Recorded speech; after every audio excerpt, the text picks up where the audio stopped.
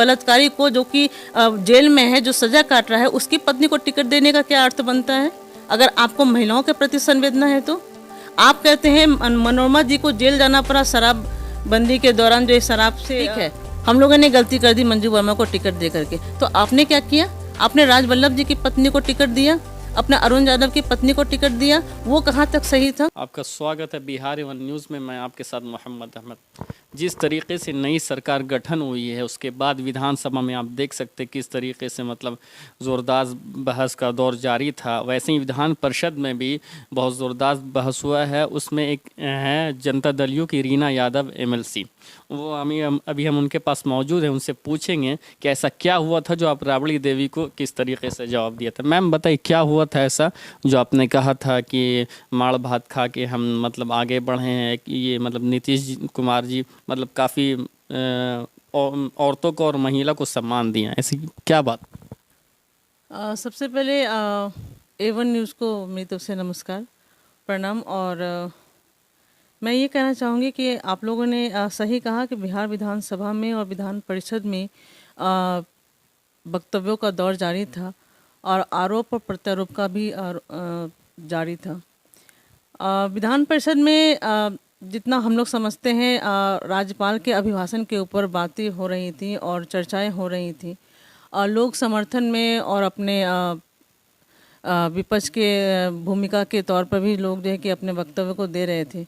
उसमें मुझे पूर्ण रूप से महिलाओं के ऊपर जो है अपना पूरा फोकस करके अपने वक्तव्य को देना था और राज्यपाल के अभिभाषण को समर्थन देना था।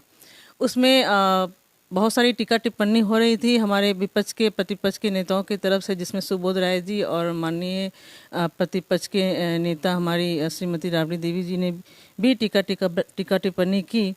तो मुझे थोड़ा सा दुख हुआ क्योंकि इस बात पे आपको दुख हुआ राबड़ी देवी?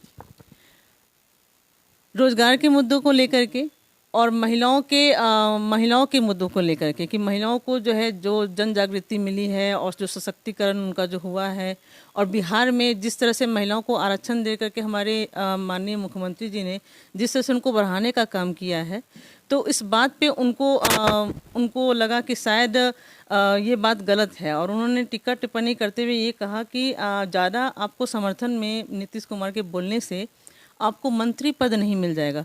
जिस बात को लेकर के मैं आहत हो गई दिल से, और मुझे लगा कि भले ही कोई भी विपक्ष में हो और विपक्ष में अपनी भूमिका का निर्वहन कर रहा हो, लेकिन मैं समझती हूँ कि जहाँ तक माननीय नीतीश कुमार जी के महिलाओं के प्रति जो संवेदनाएं हैं और उसके लिए उन्होंने जो कार्य किया है, चाहे वो शराबबंदी की बात हो, चाहे बाल विवाह रोकने की बात हो, या शराबबंदी की आपने बात कही और हम इस पे आपसे पूछेंगे, शराबबंदी जिस तरीके से विपक्ष कहते हैं कि शराबबंदी तो हुआ है लेकिन पूरी तरीके से नहीं हुआ, होम डिलीवरी हो रही।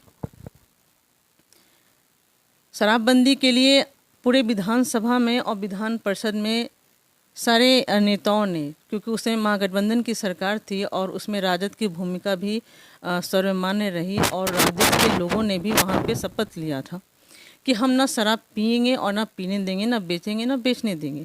लेकिन जैसे ही गठबंधन टूटा और दूसरी सरकार का सृजन हुआ और वो विपक्ष में जाकर के बैठे, तो उन्होंने ये बोलना शुरू कर दिया कि शराबबंदी तो बेबुनियाद है और शराब मिल रहा है या बिक रहा है।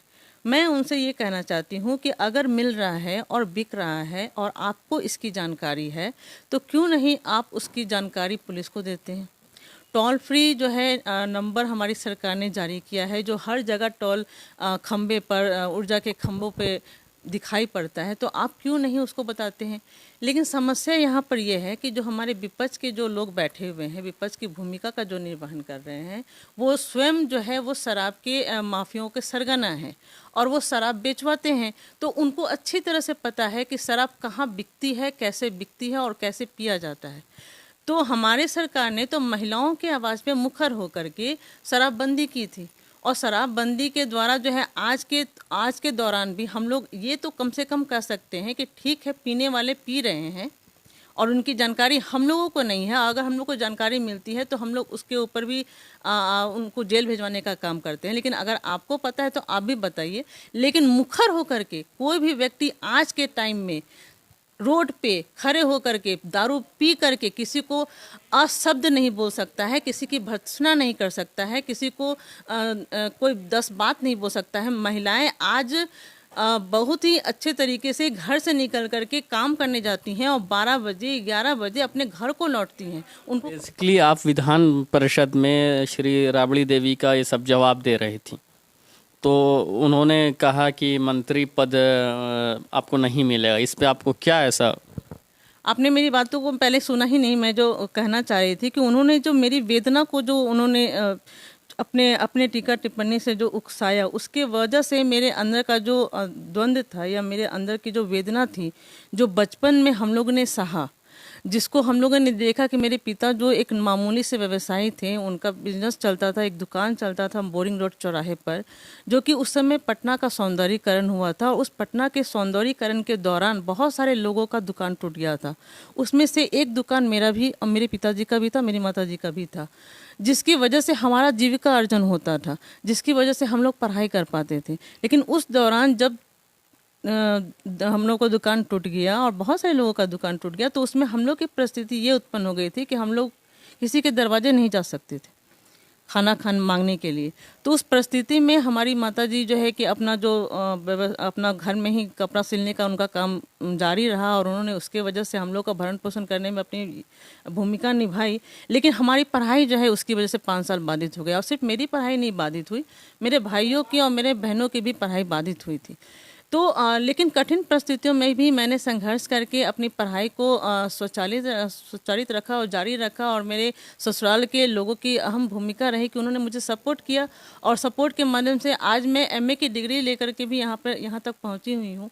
और अगर मैं इतनी सक्षमता के साथ किसी बातों को कहने में सक्षम हूँ, तो मैं समझती हूँ कि इसमें अहम भूमिका मेरी पढ़ाई लिखाई का ही है। लेकिन इस दौरान जो मुझे जो सहना पड़ा और आज के समय भी मेरे परिवार को जो सहना पड़ा, तो उस वेदना को हम लोग नहीं भूल पाते हैं।